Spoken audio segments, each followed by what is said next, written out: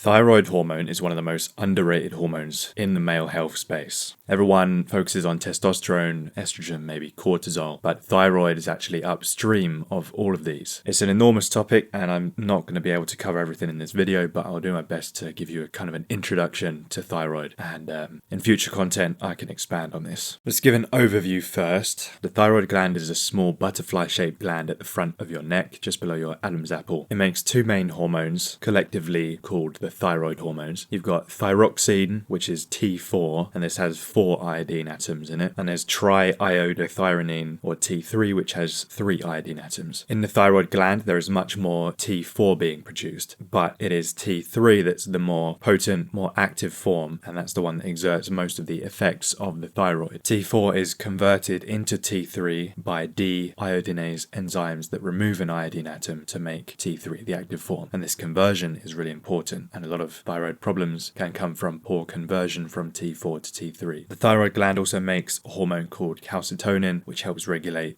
blood calcium levels, but this calcitonin doesn't influence metabolism and it's not really grouped in the thyroid hormone category, unlike T4 and T3. Once thyroid hormones are released into the blood, they float around in circulation in your blood, mostly bound to carrier proteins. About 70% of them are bound to thyroxine binding globulin, somewhere around 10 to 15% bound to transthyretin, and like 15 to 20% bound to albumin. Albumin is a protein in the blood that binds a lot of other hormones, including testosterone. So pretty much less than 1% of the total thyroid hormone in your blood is actually unbound and free to enter cells and exert its effects. And this percentage of free T4 or T3 is pretty tightly regulated. Like if those levels drop, then some of the bound hormones are released in order to normalize the free fraction. And lastly, the body can produce an inactive form of T3 called reverse T3 by altering T4 through a different deiodinase pathway. Reverse T3 binds to the thyroid receptors, but it doesn't activate them, so it kind of blocks the receptor and prevents T3 from acting on them. This is a way to downregulate thyroid action and downregulate metabolism, especially in cases like severe illness or chronic. Production of thyroid hormones is controlled by a classic endocrine feedback loop. So like how we have the hypothalamic pituitary gonadal axis to make testosterone production, the HPG axis, we also have the hypothalamic pituitary thyroid axis, or HPT axis, to control thyroid production. The hypothalamus in the brain releases thyrotropin releasing hormone, or TRH, which travels to the anterior pituitary gland, and then in the pituitary gland, TRH stimulates the pituitary to make thyroid stimulating hormone, or TSH. This then travels down into the thyroid gland through the blood to tell the thyroid to make thyroid hormones, mostly T4. T4 and T3 themselves then inhibit the further release of TRH and TSH so that you don't get a stupidly big quantity of these hormones being released. So it's a negative feedback loop where the thyroid hormones that are produced limit their own production at like an earlier stage in the process. And so thyroid stays in a fairly tightly regulated range. But you can improve your free T4 and T3 levels, because I've done it, as have many other people. Just because it's tightly regulated doesn't mean it's going to stay in that same range forever. So let's quickly go over exactly how thyroid hormones are synthesized. There are follicle cells in the thyroid gland that make a protein called thyroglobulin. The sodium iodine symporter brings iodide, which is a negative ion of iodine. It brings that into the follicular cells of the thyroid gland. And then thyroid peroxidase is an enzyme that oxidizes iodide into diatomic iodine, or I2, and it attaches iodine to tyrosyl residues on thyroglobulin. So now the iodine is attached to the thyroglobulin, and this forms monoiodotyrosine and diiodotyrosine. These are then coupled together in two different ways to form T3 or T4. MIT and DIT make T3, and then DIT and DIT make T4. And like I've said,